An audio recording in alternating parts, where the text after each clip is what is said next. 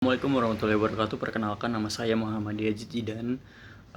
Di video kali ini saya akan menjelaskan secara ringkasnya, namun tetap komprehensif dari isi jurnal berjudul Geopolitik Perbatasan Indonesia-Malaysia Studi Kasus Konflik Ambalat yang diterbitkan dalam media hukum Indonesia.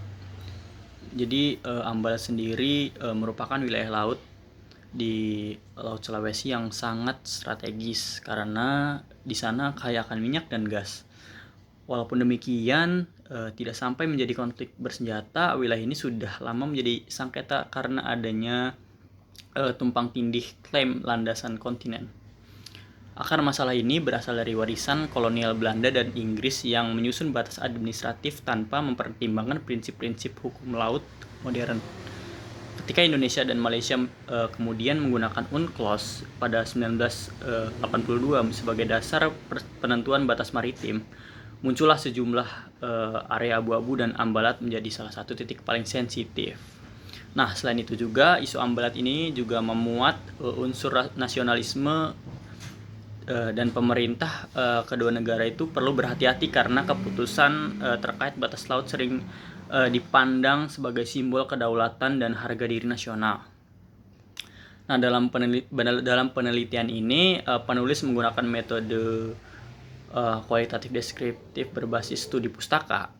Nah, sumber data juga diambil dari jurnal-jurnal akademik yang sebelumnya sudah ada dan dokumen hukum, lalu laporan dari think tank, serta artikel kebijakan terbaru periode 2019-2025. Pendekatan ini digunakan agar analisis saya ini mencakup dimensi hukum internasional, geopolitik kawasan gitu.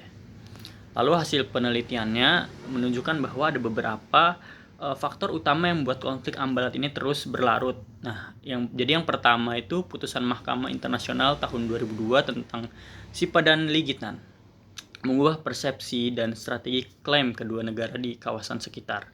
Nah, efek domino keputusan itu membuat internitas klaim Ambalat yang sangat meningkat. Lalu kedua, potensi minyak dan gas membuat kepastian yurisdiksi semakin penting.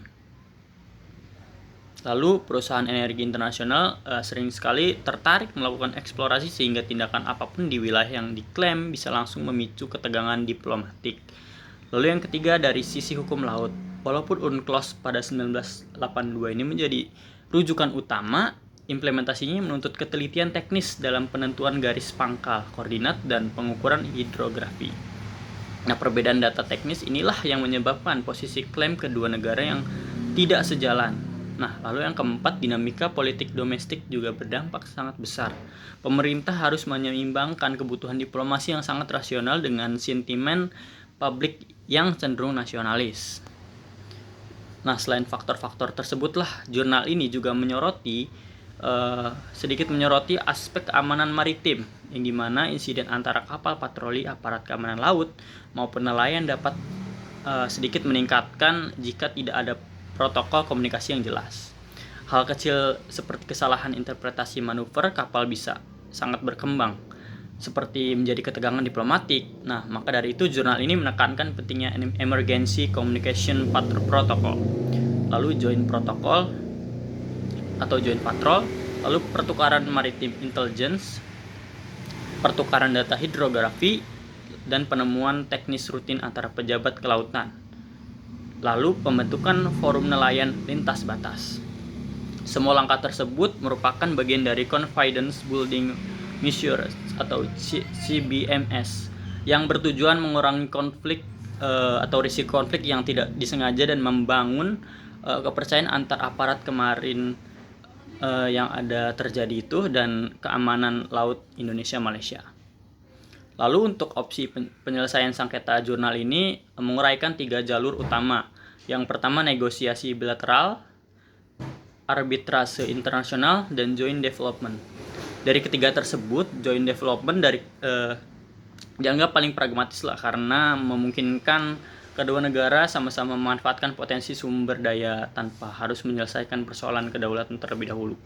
Nah, selain itu juga peran ASEAN juga sangat penting sebagai fasilitator dialog teknis dan penjaga norma non-kontroversial. Dan walaupun tidak mempunyai kekuatan penegakan hukum, ASEAN menjadi platform yang penting untuk confidence building dan mediasi teknis. Jurnal ini juga memberikan 5 rekomendasi utama sebagai langkah ke depan. Yang pertama, Indonesia perlu melakukan pendaftaran garis dasar atau baseline secara komprehensif dan sinkronasi data hidrografi agar dasar hukum batas maritim itu lebih kuat dan jelas. Lalu kedua, perkembangan skema joint development perlu dipertimbangkan dengan mekanisme bagi hasil yang adil dan sangat transparan ya. Lalu ketiga, kapasitas diplomasi teknis di Kementerian Luar Negeri dan Kementerian Kelautan Perikanan juga harus diperkuat sebagai negosiator itu memahami aspek hukum dan teknis gitu ya, secara ilmiah dan komprehensif mendalam gitu ya. Lalu keempat, implementasi CBMS yang seperti saya jelaskan tadi antar kapal patroli dan kapal yang sudah lalu lalang itu perlu diperkuat untuk mencegah mispersepsi di lapangan. Kelima, lalu Indonesia perlu memaksimalkan juga mekanisme yang tersedia di tingkat ASEAN seperti IMF dan EAMF sebagai ruang dialog dan kerjasama maritim yang sangat stabil. Nah, untuk keseluruhannya, jurnal ini juga menegaskan bahwa sengketa ambalat itu adalah persoalan multidimensi yang dimana itu melibatkan hukumnya itu level internasional dan juga politik domestik. Lalu ada ekonomi energi juga, geopolitik kawasan, sampai keamanan maritim.